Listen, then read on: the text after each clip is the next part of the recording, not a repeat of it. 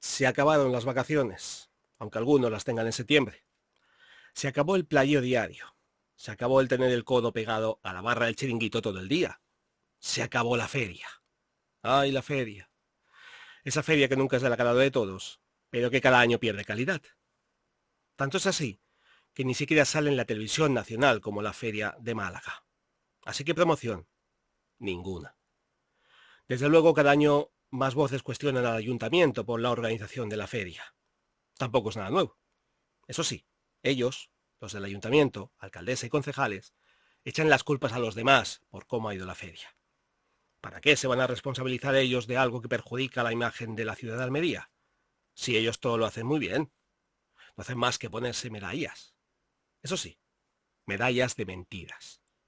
Las mentiras que publican a los cuatro vientos en redes sociales mientras los almerienses se llevan las manos a la cabeza. No olvidemos que, según el concejal de Cultura, Diego Cruz, la feria ha sido participativa, inclusiva, divertida y tranquila. Y si no, que se lo digan a los que han trabajado en ella esos días, tanto en los preparativos como en su desarrollo, entre los que humildemente se encuentra el concejal. Muy humilde, desde luego, poniéndose el último de la fila, no vaya a ser que le critiquen por situarse el primero. Todo lo dice con conocimiento de causa. Como no hay excusas por el descenso de participación en la feria del mediodía, culpa a las altas temperaturas que hemos vivido estos días. Y sobre todo, la inflación que seguimos padeciendo y que ha provocado un incremento de precios. Hay que decir que la inflación en España es la más baja de toda Europa. Pero vamos, él sabrá. Lo mismo que las altas temperaturas. ¿Será porque la feria se hace en verano? ¿Será que no hemos pasado calor en las anteriores ferias del mediodía? O tal vez será porque han faltado toldillos en las calles para paliar un poco el calor. Unos toldillos que, como siempre, faltan, y eso es de lo que se quejan también los almerienses, de la falta de sombra. Y ya no digo la falta de adornos en las calles para saber que hay una feria del mediodía en la ciudad. Vamos, que ha sido una feria sosa con ganas y descafeinada. Y no quiero hacer muy largo este editorial, pero vamos, se ha visto muy claramente la falta de protagonismo, una vez más, del traje tradicional de Almería, como es la refajona y el zarahuel. Después han querido paliar el error, pero ha sido, como siempre, tarde y mal. Pero claro, ¿qué van a decir los almerienses si, como dice el mismo concejal de Cultura, critican de oídas? Para seguir con su intento triunfalista en la feria, comenta que una de las grandes novedades de la feria 2024 será que no se cobrará ninguna tasa municipal en el montaje de casetas tradicionales para incentivar que entidades y colectivos den el paso adelante y monten sus casetas en el recinto ferial. Eso da a entender que la feria no ha sido muy buena para las casetas tradicionales. Tal vez han faltado casetas que suelen estar cada año y de ahí esa propuesta tan precipitada. Para más Henry comenta que invita a todos los almerienses a aportar sus sugerencias para la feria, incluidas también las soluciones imaginativas del Partido Socialista que lleva 20 años criticándola. No, querido Diego Cruz, no solo el PSOE de Almería critica la organización de la feria, también los almerienses y algunos de fuera que les interesa bien poco o nada la política. Además, por lo que me han comentado, ni usted ni el ayuntamiento escuchan las sugerencias de los ciudadanos almerienses. De nuevo, una falta de respeto hacia los almerienses en general y hacia Almería en particular. Una manera de taparse el culo no vaya a ser que se vean las vergüenzas de las mentiras que comentan cada año. No solo en esto, también en la Semana Santa y en otros actos en los que solo se les ve haciéndose selfies institucionales y no promoción de ese acto o de esa feria a nivel turístico, autonómico, nacional e internacional. El amigo Diego Cruz y todo el equipo del ayuntamiento sabrán lo que hacen, pero engañar no van a engañar a nadie. No criticamos de oídas. Mentiras que también hay que trasladar a los barrios de Paraje Guillén, Llano de la Molina, Cortijo Cintas y Cortijo Córdoba. Queridos míos, que no me olvido de vosotros, que siguen sin tener instaladas sus farolas en las calles, en todas las calles, no en unas cuantas elegidas al azar, todas. Así lo dicen los ciudadanos almerienses de esas zonas y así es como el ayuntamiento no los escucha. ¿Dónde está el alumbrado público? ¿Por qué después de un año de promesas incumplidas estas zonas siguen sin tener luz en las calles? ¿Dónde está ese concurso de empresas que hubo para ver quién era la que se encargaría de instalar estas farolas? ¿Ya hay una ganadora? ¿Seguimos sin tener a nadie que quiera hacer ese trabajo? No nos tomen por tontos, que para eso ya están los del ayuntamiento. Y ahora, noticias.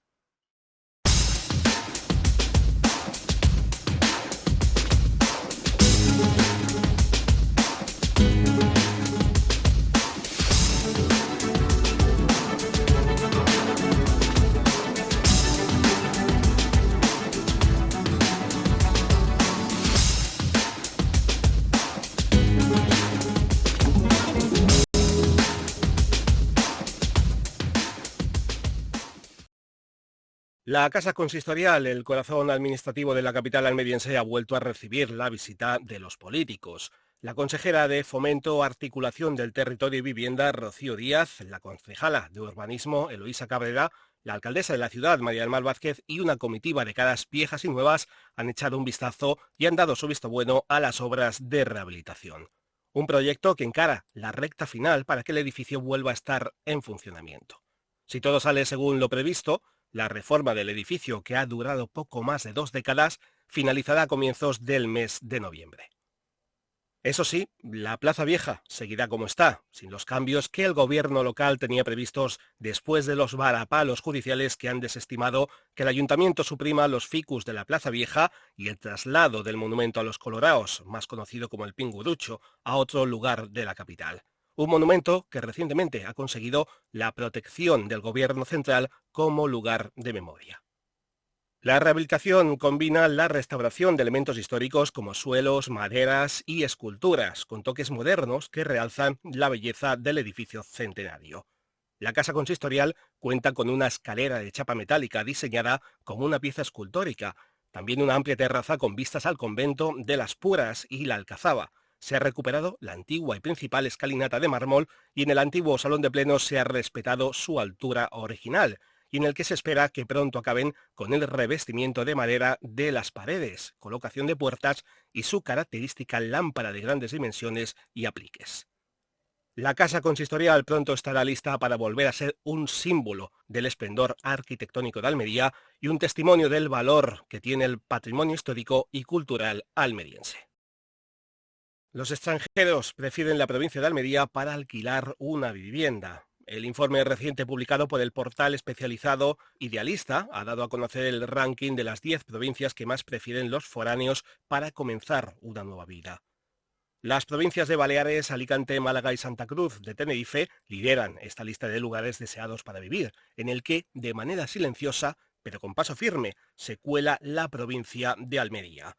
Concretamente en el 9º lugar, con un 14,3%, un dato que supera la media nacional situada en un 13%.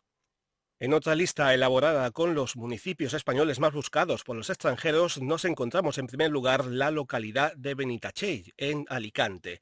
Muy cerca le sigue San Juan de los Terreros, en Pulpí, que lidera el ranking de municipios almerienses con 26.744 visitas en junio y julio. Además, es el cuarto más buscado en Andalucía después de Frigiliana, Cómpeta y Ojén, todos ellos situados en la provincia de Málaga. Pero hay más sorpresas. 2 municipios en Almería, Bédar y Arboleas, son aquellos en los que las búsquedas de extranjeros superan a las de españoles. En esta lista destaca la localidad de Ponga, en Asturias, con un 69% de búsquedas extranjeras. Estos datos indican que España sigue siendo un imán para extranjeros que buscan vivir en un paraíso de clima mediterráneo, y también que Almería comienza a ser un atractivo para todos aquellos extranjeros y también nacionales que quieren tener una mejor calidad de vida. La 13ª edición del Almería Western Film Festival ya está en camino y trae consigo un cartel intrigante y un galardonado muy especial. Para comenzar a abrir boca, se ha presentado el cartel oficial que este año ha ido a cargo del artista barcelonés Javier Jaén. Su autor lo describe como una pistola enfundada simulando ser la cabeza de un caballo. De manera metafórica, representa la personificación de la adversidad y la intriga, la dualidad entre el bien y el mal, y el peligro y la valentía. De esta manera, destaca la importancia de los personajes ambiguos y antihéroes tan representativos del cine western. El festival honrará al director australiano John Hillcoat con el premio Spirit of the West por su contribución al western contemporáneo. Hillcoat, reconocido como uno de los cineastas más influyentes del género en el siglo XXI, presentará su película La Propuesta el 11 de octubre y nos sumergirá en el inhóspito desierto australiano del siglo XIX. Hillcoat ha agradecido el galardón, ya que es un honor recibir este premio y la ilusión de hacerlo donde Sergio Leone rodó sus westerns.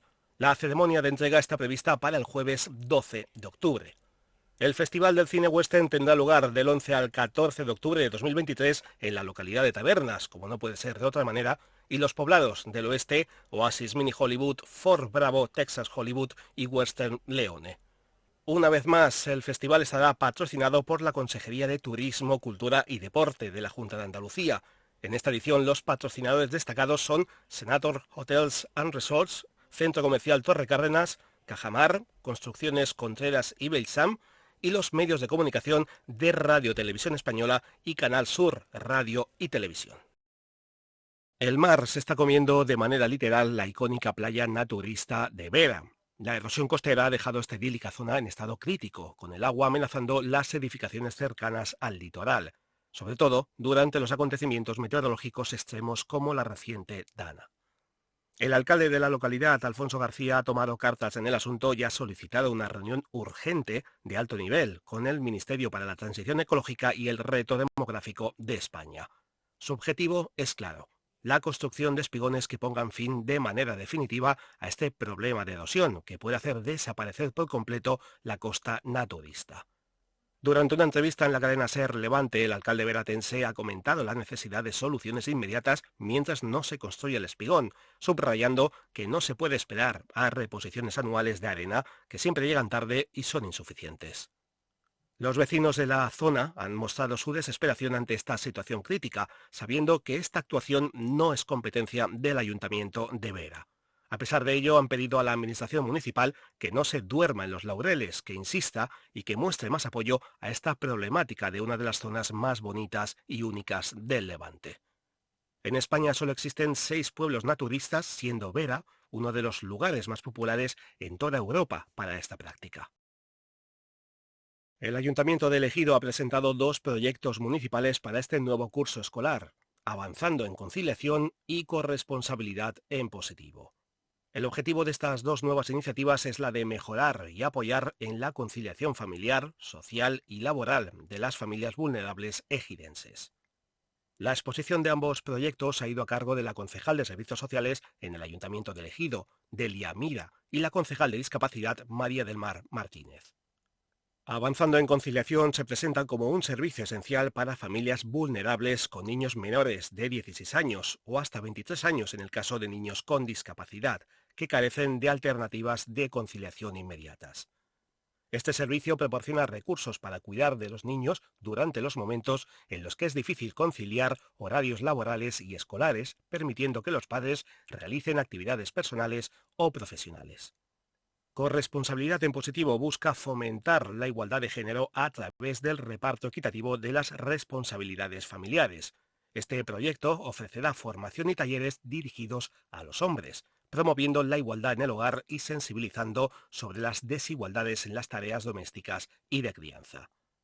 Para acceder a estos recursos, que se prevé que pueda alcanzar a unas 50 familias vulnerables de Ejido, se pueden solicitar en el Centro de Servicios Sociales de la localidad o en las oficinas municipales de trabajadores sociales.